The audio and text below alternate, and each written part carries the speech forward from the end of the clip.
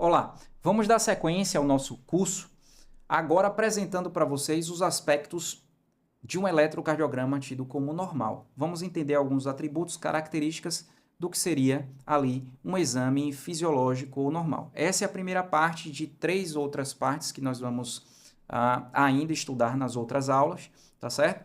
Então, vamos seguir em frente e vermos quais são esses aspectos mais elementares e iniciais com relação ao exame normal. Né? Não vamos esquecer, fazendo uma breve recapitulação, de que um eletrocardiograma, todo eletrocardiograma é o quê? É uma representação gráfica da atividade elétrica cardíaca em que eu tenho ali letras que são colocadas para registrar, para se referir a cada uma dessas etapas. Né?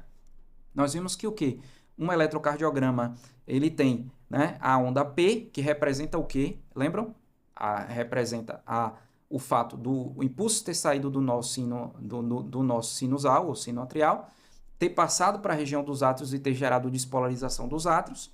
Eu tenho o QRS, que simboliza o quê? A despolarização dos ventrículos. E a onda T, que representa o quê? A onda T, que representa a repolarização dos ventrículos. Tá certo? Em algum momento falaremos sobre características especiais do eletrocardiograma, né? Onde estaremos falando também sobre essa ondinha aqui, ó, especial, que pode aparecer em alguns momentos, que é a onda U. Então, se você de fato quer saber o que essa onda significa, continue nos acompanhando ao longo das aulas e nós teremos o prazer de explicar a você quando é que ela aparece e por que ela acontece. Tá certo? Então, está aqui recapitulada a ideia, né, do que seriam essas ondas e do que elas representam.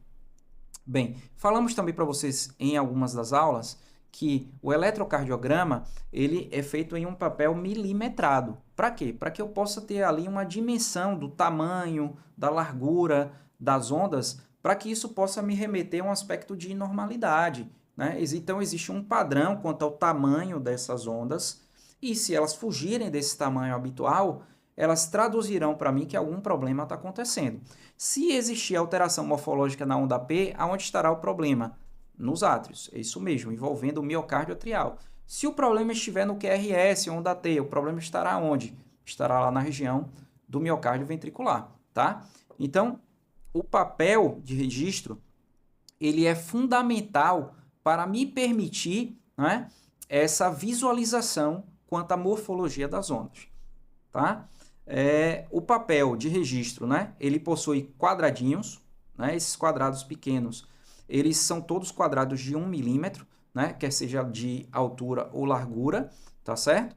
E, ó, vou passar aqui o próximo slide para a gente ter essa visualização.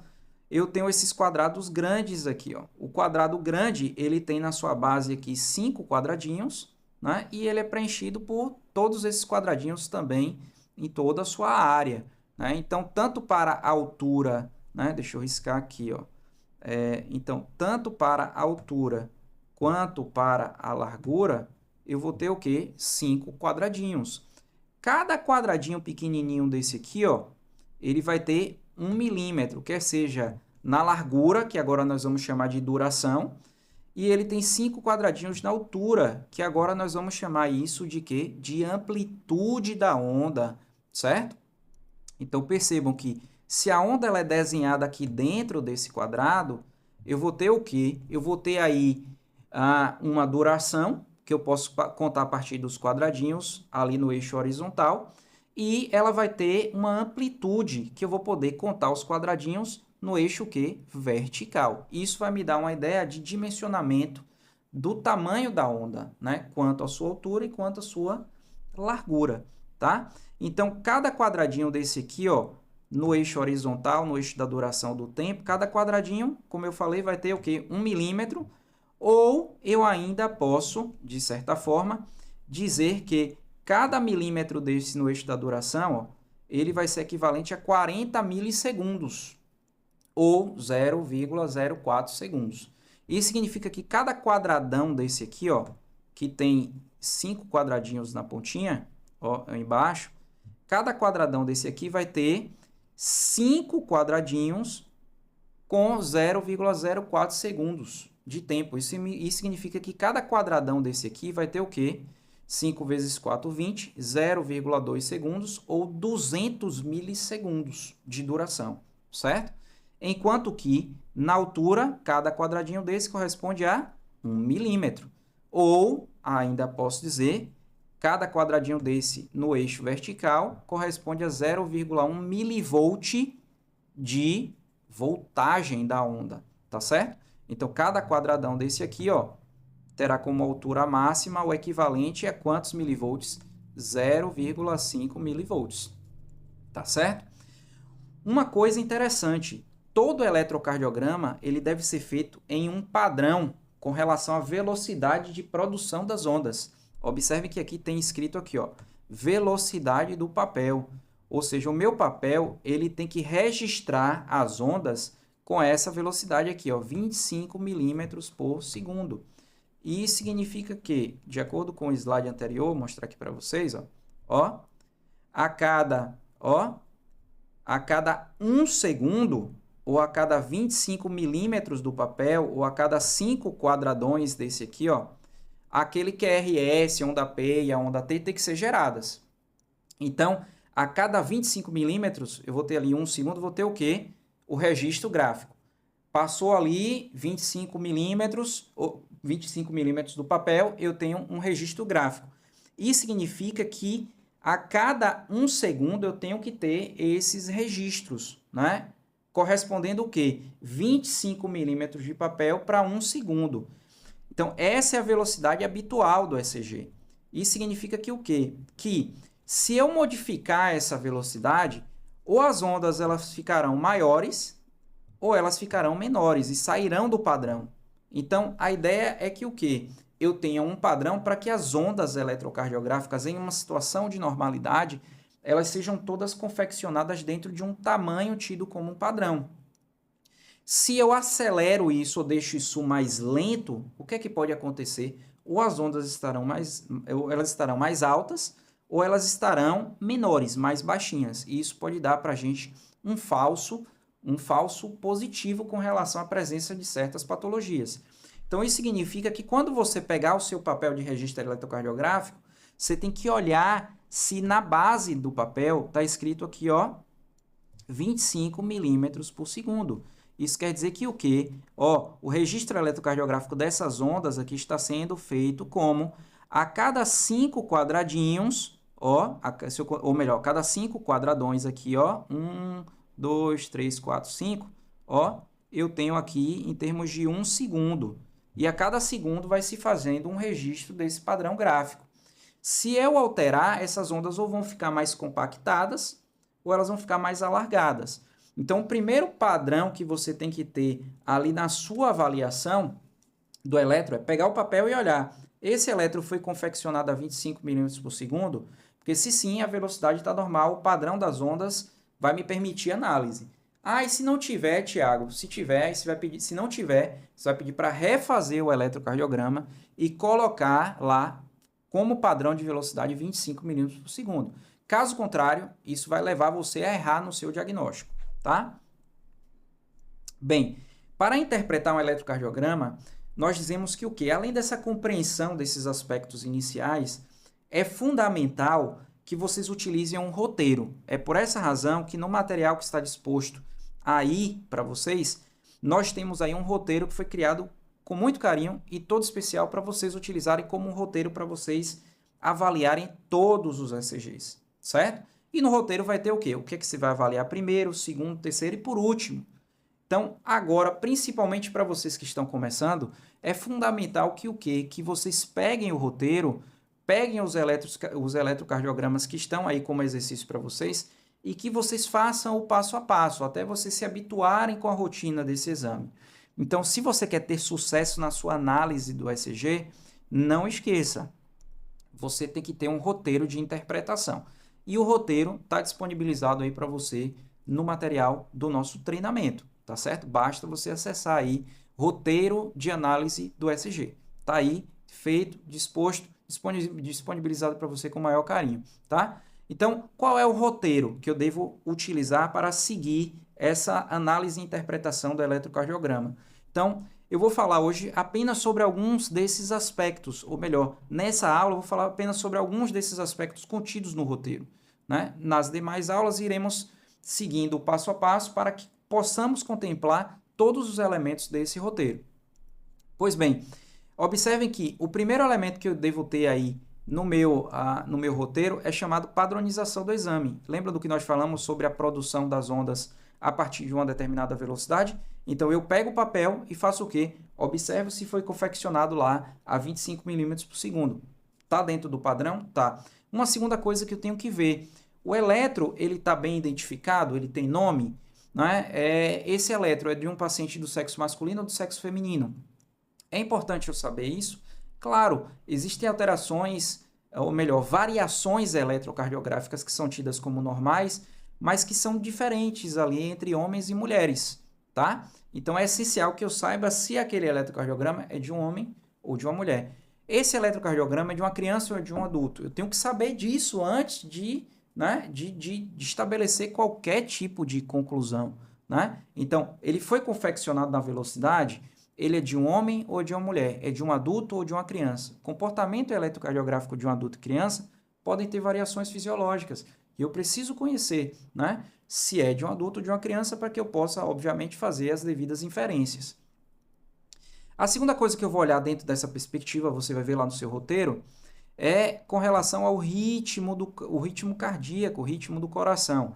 E quanto ao ritmo, eu vou olhar duas coisas. Se o ritmo ele é regular ou irregular, e se ele é sinusal ou não sinusal. Como é que a gente vê isso, Thiago? Bem, vamos já, né, vou apresentar para vocês como é que eu determino se o ritmo ele é sinusal ou não, regular ou irregular.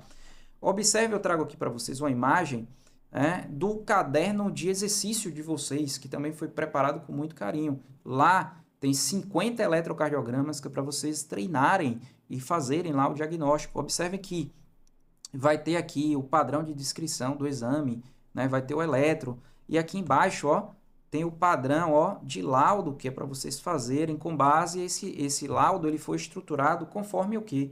Conforme o roteiro de vocês. Observem que aqui, ó, no laudo vocês vão marcar se o ritmo é sinusal ou não, né? Se é regular ou irregular, né? A frequência cardíaca e todos os aspectos que compreendem um laudo, né, de um exame eletrocardiográfico. Tá? Isso aqui foi feito com muito carinho, ao final vocês vão botar a conclusão com relação ao diagnóstico que foi percebido a partir dessa leitura, tá certo? Então faz parte dessa análise, faz parte desse laudo, você definir se o ritmo ele é sinusal ou não sinusal, regular ou irregular, tá? Então vamos primeiro aqui ao que nós chamamos de ritmo regular, ritmo irregular. Isso aqui é muito fácil. Como é que eu sei se o meu eletro tem ritmo regular ou irregular? Atividade elétrica está regular ou está irregular? Então, para isso, para determinar se é regular ou irregular, eu vou pegar o chamado intervalo RR, que é o quê? Eu vou pegar aqui a pontinha, essa é a onda R, tá? A onda R sempre está para cima, tá? Que é essa parte do QRS.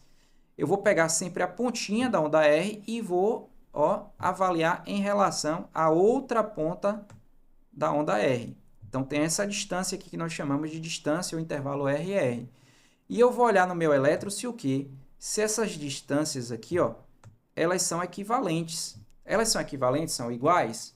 Pronto. Então, através do intervalo RR, eu digo se está o quê? Se o ritmo está regular ou irregular. Nesse caso aqui, observe que o quê? Que a distância entre os QRS, ou os intervalos RR, eles são completamente irregulares, né? Quando for irregular, eu vou perceber que é irregular. Olha esse exemplo aqui. Ó, se eu for olhar os intervalos RR, aqui eu tenho esse tamanho de intervalo, aqui eu tenho um intervalo que é muito mais curtinho, estão percebendo? Aqui, ó, chega aqui, ó, eu tenho um intervalo que é muito mais longo, ó, passar uma linha. Então, observem que o quê? Observem, ó, que essa distância entre um RR e outro é o quê? Essa daqui, ó, ela é bem diferente dessa daqui, né? Neste caso, nós dizemos que o quê? Ó, esse ritmo cardíaco, ele é irregular. E para que eu tenho que saber isso? Por que é importante eu saber isso? Porque existem arritmias que são arritmias de ritmo irregular. A exemplo, a fibrilação atrial, né? Uma das coisas que nos leva a crer que aquele elétron está em fibrilação atrial é o quê? É a irregularidade do ritmo. Existem outros atributos, outras características? Sim, por exemplo, a ausência de onda P. Mas nós vamos ver isso em nossa aula de arritmia, tá? Além disso, o eletrocardiograma nos permite definir a frequência cardíaca do paciente. E eu posso determinar a frequência cardíaca de maneiras diferentes, a depender da regularidade do ritmo. Isso quer dizer que, se o ritmo for regular, eu tenho uma forma de avaliar a frequência cardíaca. Se o ritmo for irregular, a forma de avaliação da frequência cardíaca vai ser diferente. Então, daí a importância de sabermos se o ritmo cardíaco ele é o quê? Regular ou irregular. Tá certo? Bem, com relação ao ritmo sinusal e o ritmo não sinusal. O que é um ritmo sinusal e um ritmo não sinusal? Antes que eu esqueça, um aluno certa feita me perguntou, Tiago, com relação a essa regularidade, né, do ritmo, eu vou olhar isso em qual derivação? Vamos pegar sempre a derivação de D2 longo, que é aquela derivação que está sempre na parte inferior do papel, que é aquela derivação mais longa, que é a derivação que nos permite uma análise mais simples. Mas eu posso fazer essa análise em qualquer derivação, tá certo? A gente só recomenda que isso seja feito lá em D2 longo, mas você pode fazer essa análise do intervalo RR em qualquer derivação, tá? Com relação ao ritmo sinusal e não sinusal, né? Como é que eu vou saber se o ritmo ele é sinusal e não sinusal? Nós vimos em uma das nossas aulas que o ritmo ele é considerado sinusal quando eu tenho onda P. Lembram que nós falamos sobre isso? Então, a atividade elétrica ela saiu do nó sinusal e provocou despolarização dos átrios. Então, se no meu elétron eu tenho onda P, eu já tenho ali o quê? Um elemento que indica para mim que eu estou em ritmo sinusal. E se não tiver onda P? Se não tiver onda P, o ritmo já é automaticamente não sinusal. Isso é importante clinicamente? Claro. Por quê? Porque eu vou ter lá também a arritmia sinusal e arritmias e ritmos patológicos que são não sinusais. Então, quais são os critérios que eu utilizo para determinar se o ritmo ele é sinusal ou não? O primeiro atributo nós já falamos, que é a existência de onda P. Em seguida, de acordo com o consenso de eletrocardiografia da Sociedade Brasileira de Cardiologia, temos que avaliar outros aspectos. A exemplo, tem onda P? Tem. Mas a onda P também, ela precisa ser positiva ou para cima. No eletro, tudo que está para cima é positivo, tudo que está para baixo é negativo. Então, ela tem que ser positiva em D1, D2 e AVF. E ela tem que ser negativa em AVR. Vamos ver isso aqui no eletro? Então, se eu, por exemplo, der aqui, vamos dar um zoom aqui na derivação D2. Observe que aqui, se eu pegar a canetinha e marcar para vocês, observe, eu vou marcar primeiro, observe que aqui em D2 a onda P está aqui e ela vai estar para cima, vamos marcar aqui, ela está para cima. Isso significa que em D2 ela é positiva. Se eu olhar aqui em D1, ela é bem pequenininha, mas ela também está para cima. Então, ela já é positiva em D1, D2. E se eu for para a derivação AVF, eu vou ver que aqui, a minha onda P, que está pertinho aqui do QRS, ela também está para cima.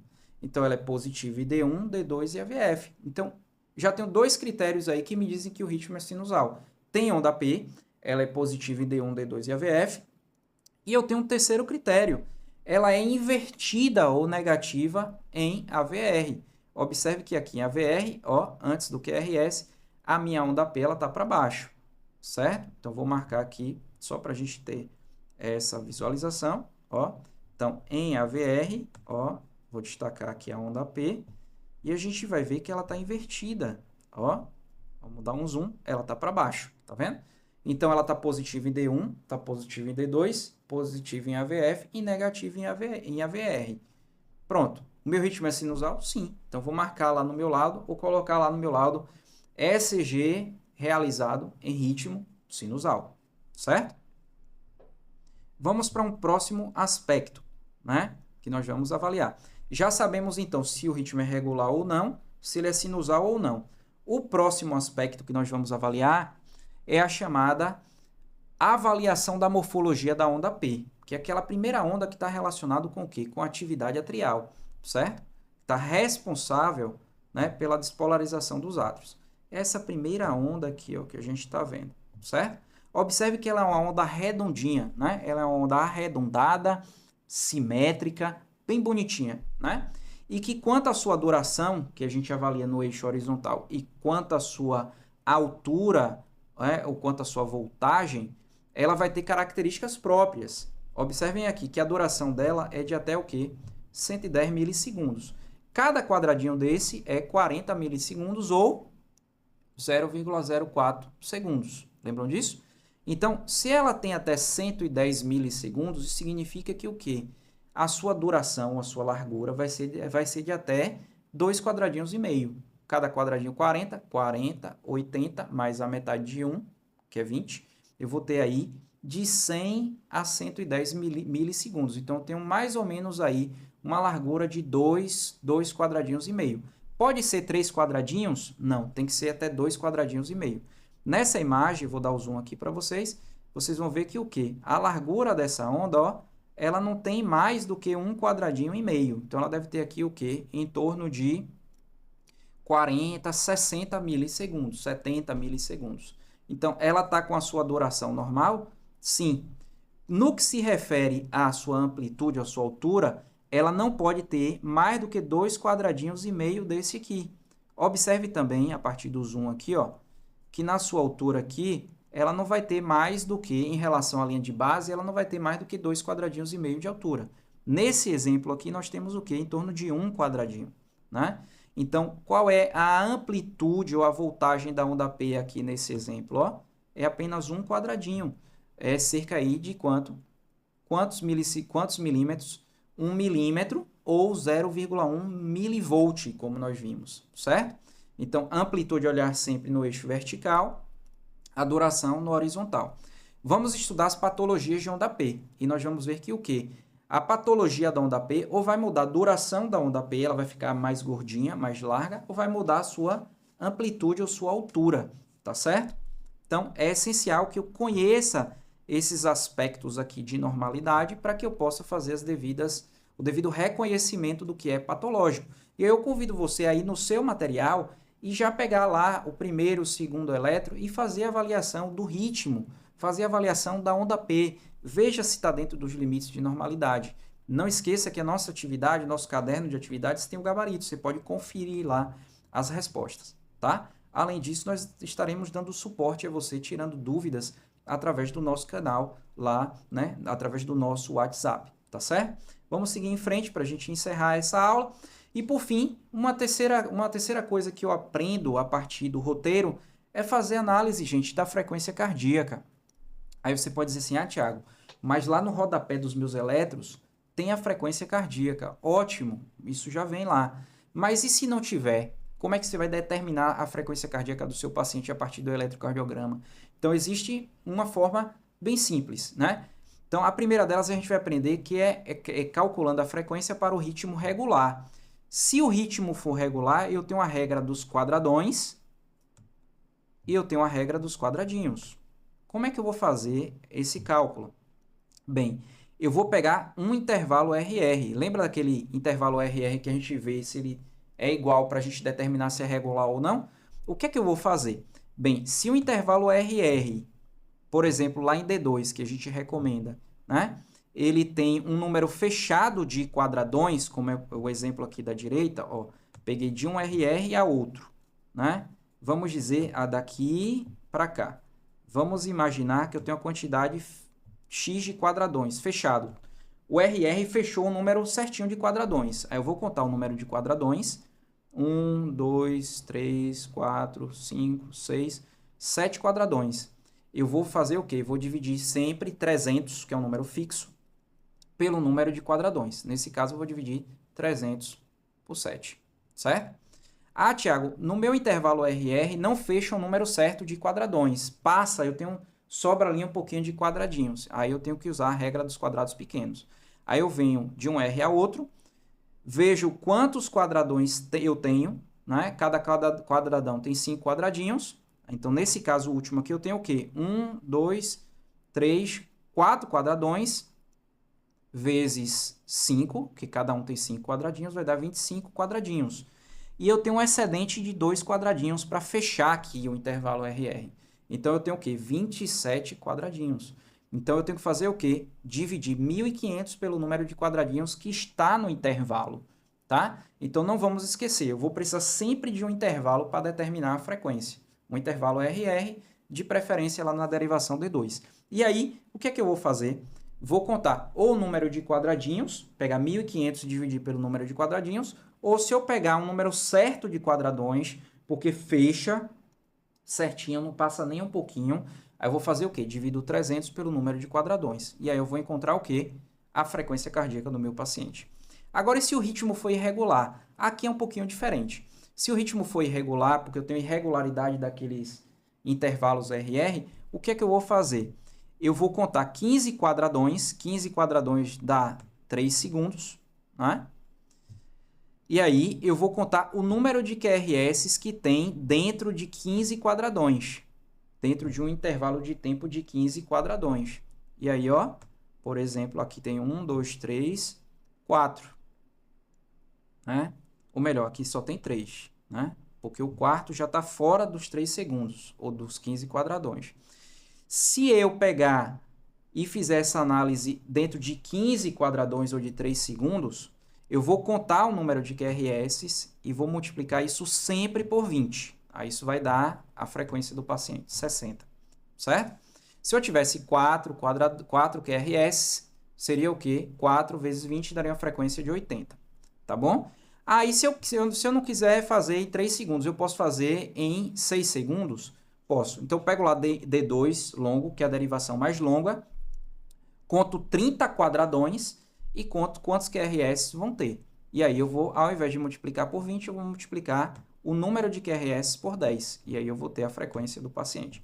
Aonde eu posso fazer isso? Em qual derivação? Também em D2, porque é a derivação mais longa, certo? Só repetindo, se eu pego o número de QRS em 15 quadradões, eu vou multiplicar isso por 20. Número de QRS por 20. Se eu pego o número de QRS contados no intervalo de tempo de 30 quadradões, pego esse número de QRS e multiplico por 10. Aí eu vou ter a frequência cardíaca do meu paciente. Tá certo? Então, na aula de hoje, nós aprendemos, não é, a determinar, através de um roteiro, né, quais elementos nós deveremos avaliar, incluindo aí a frequência cardíaca, a regularidade do ritmo, se o ritmo ele é sinusal ou não, e os aspectos morfológicos referentes à onda P. Em nossa próxima aula, daremos sequência a esse roteiro, falando das demais ondas e dos seus aspectos morfológicos, tá certo? Muito obrigado por estar com a gente e nos falamos em breve.